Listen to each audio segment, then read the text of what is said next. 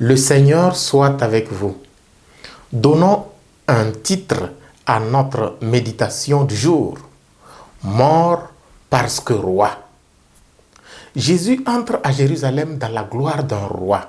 Il est assis sur un ânon, différemment des autres rois qui avaient des chevaux et des chars. Tous l'ont acclamé sans vraiment savoir ce qu'il faisait. Et si la royauté de Jésus échappait justement à l'intelligence humaine de son temps et de notre temps, observons un peu tout ça. Après avoir été acclamé comme roi à l'entrée de Jérusalem, il est principalement accusé pour le même motif. Le grand prêtre l'interrogea de nouveau. « Es-tu le Christ, le Fils du Dieu béni ?» Jésus lui dit, « Je le suis, et vous verrez le Fils de l'homme siéger à la droite du Tout-Puissant et venir parmi les nuées du ciel. » Jésus vient d'être arrêté. Il sait très bien ce qui peut lui arriver, mais il ne se dérobe pas sur la question de son identité. « Je le suis, advienne que pourra. » Le grand prêtre déchire ses vêtements. Il est étourdi par cette détermination de Jésus à s'afficher comme Fils de Dieu, Christ, l'égal de Dieu, le roi par excellence. Pilate aussi entre dans la danse. « Es-tu le roi des Juifs ?» Jésus répondit, « C'est toi-même qui le dis. » Pilate ne sait même pas pourquoi il lui a posé une telle question. Mais Jésus est cohérent jusqu'à présent. « Je suis roi. »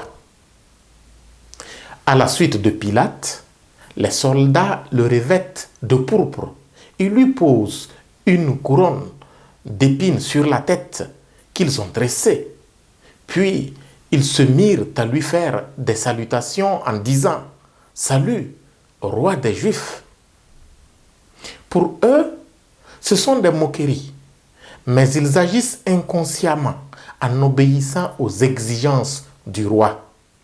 Vêtements de pourpre, couronne royale, salut au garde à vous.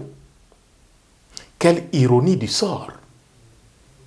Enfin, tout est conclu en beauté au-dessus de la croix. L'inscription indiquant le motif de sa condamnation portait ces mots. Le roi des Juifs.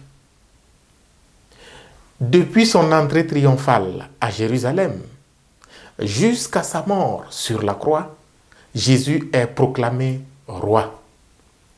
Certainement de façon inconsciente, mais il est confirmé roi. Cela dépasse l'entendement humain.